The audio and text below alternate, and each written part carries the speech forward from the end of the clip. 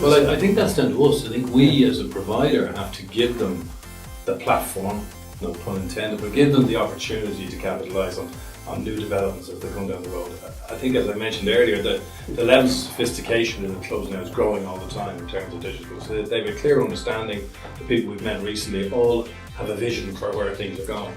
And I think that's important then, that whatever platforms are built out at this point are capable of sustaining new technology developments as they come at you. And who knows what they are, but, you know. And I think what is crucial is that there's a proper and well thought through roadmap. And that roadmap starts with enabling a platform that is highly robust, that is scalable, and the foundations of that platform are absolutely critical to future proofing, because there's a lot of off-the-shelf solutions, particularly content management systems, a bit of a buzzword in the arena, CMSs, which people just see as, well, we can take this off the shelf, we can tweak it to get it to do what we need it to do. But the truth is that's not necessarily going to future-proof anything, because what we have now in the digital space is a very fragmented environment where there's so many different offerings and propositions as technology evolves that comes forward, such as fan engagement tools, push notification, beacon technology, Wi-Fi technology. If you've got a centralised digital platform that's necessarily off the shelf, how are you going to integrate into that? Because you've got one single data source that's controlling content to output and then controlling data input that you can then analyse. If you've got lots of different sources, you need to be able to plug into that. So it's crucial to have a foundation that can be built upon, which I think is why a lot of the consulting projects, I know that we've collaborated and worked on as a collective unit together. And when we've been talking to clubs, it's astonishing to see how many other organisations are sort of promoting the fact, well, let's get something from off the shelf. But actually, a lot of these clubs need bespoke solutions to them so that they can control their digital future. Empower themselves to be able to create content, empower and get it out quickly, empower themselves to be able to take on new and evolving technologies that engage fans and plug it into their back-end systems. And you can't necessarily do that if you've got something that isn't theirs. Yeah. And I think that's a big thing when trying to future-proof a club's digital proposition. Yeah, and I think that the view that we take in the way we propose ourselves out to clubs is that this is not a sports solution, this is an industry solution. Yes. So we're bringing the best of everything we've learned from other markets and other sectors to bear on sport as an industry. And if you don't take that view, you're never going to future-proof, you're never going to be able to develop it as you go. We also have to kind of convince the clubs, and in fairness, most of them understand it, that they can't be insular. No. That what they're creating now is something that has to interact with the great world out there. And the growth in proximity marketing and networks on buses and networks in bars, networks in betting shops, we have to be able to feed in to all those and feed from them. I also think it's important from a cultural point of view within a club.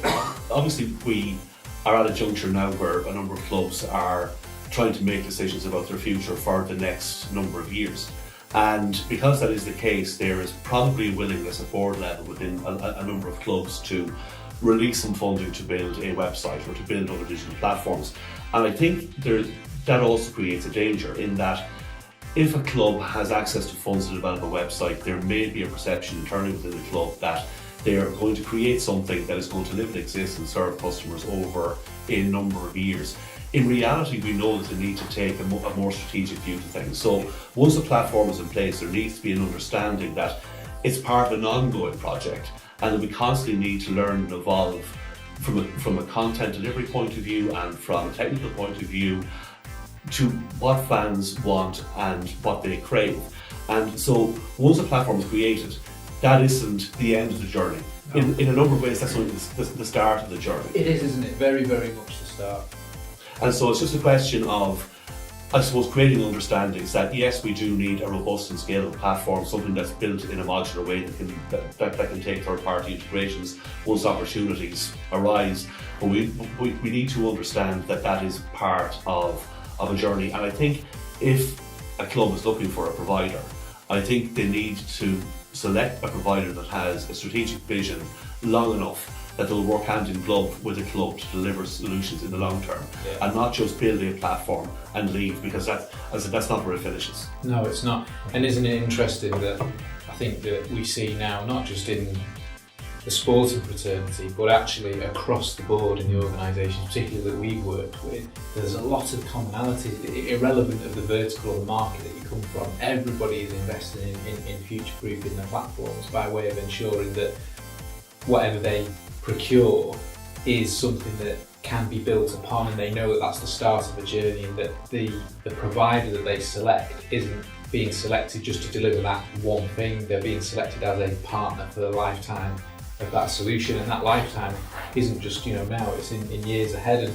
whilst the brief or the RFP that's put out says, well, we need a website, actually it's, well, we need a digital platform. The first thing that's going to be turned on from this is a website. Well, what comes next? Because this thing's got to be robust enough to go to the next in the relationship that you're procuring with the supplier. They've got to be capable of delivering the next thing and supporting it. Absolutely, and understanding the growth that's going to come from that initial push, understanding that, and they do understand now that their market is not just the UK-based domestic fan. Their market is much wider than that, and they've got to be able to cater for that in all their communications needs. Being able to grow, that's the point, isn't it? Yeah.